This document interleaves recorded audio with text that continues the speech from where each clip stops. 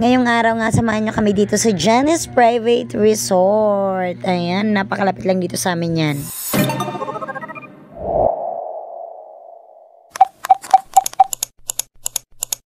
Ngayong araw nga ay birthday nitong si Gail, kaya kami ay maliligo sa dagat. Sila lang pala, kasi ako, hindi ako naligo kasi bawal, kasi meron akong dalaw. Ayan. At kami nga ay nahuli ni Nunong, papunta na kami ni Nunong dyan sa Janice Place or sa Janice Private Resort na malapit lang dito sa amin. Siguro mga 5 minutes lang gamit ang motorcycle ay makakarating na agad dun sa Janice Place. Pero ano lang kami, parang ito yung first time namin dito, kahit na nga malapit lang dito sa amin, kasi syempre medyo nabibisi din kami. At ayan na yung place. At yan, pupunta ka doon. Yung nakuha namin cottage ay nasa dulo ang cottage na nakuha namin. Yan, dito. Ito yung daanin papunta doon. Kasi maraming mga cottage doon. Merong mga cottage. Tapos doon sa paliguan na talaga ay matatanaw mo yung Buntod Marine Sanctuary. Ayan, tanaw na tanaw dyan ang Buntod. At ayan, bit-bit ko pa ang aking green na pitchel. Kala mo naman, Miss Jean Bilog. May green na pitchel at nakarating na nga kami dito sa aming cottage. At pagpasensyahan nyo na yung aming mga kaldero dyan na mapuputi. At ayan, itong mga batang to, sabik na sabik lagi sa paliligo. Akala mo naman, hindi kami nasa malapit sa dagat. Eto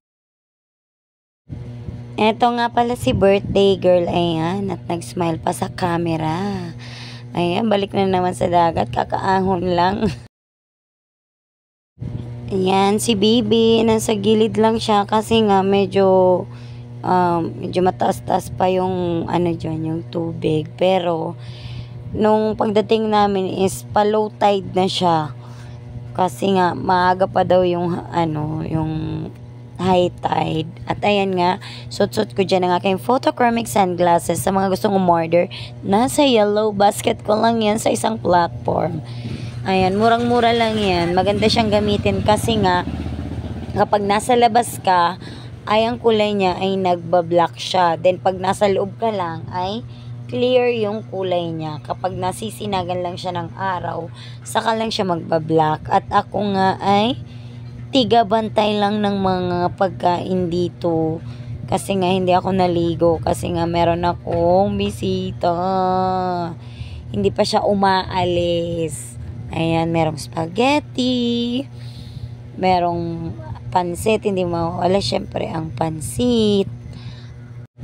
Nandun nga sila sa medyo may kalaliman. Doon, may kalayuan. Pero hindi naman masyadong malalim.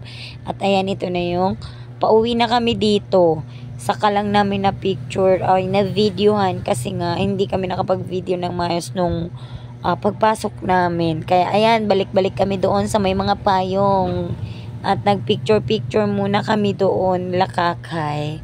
At i-upload ko na lang yung mga picture namin. Kung gusto nyo pumunta dito, napakamura lang ng entrance dito. 20 pesos lang. Ayan, murang-murang, ganda na ng place. Tsaka, napaka-presko. Ang sarap doon sa may, sa may paliguan, mahangin, hindi mainit. Ayan, 200 pesos lang ata yung cottage namin. Ayan, pauwi na kami.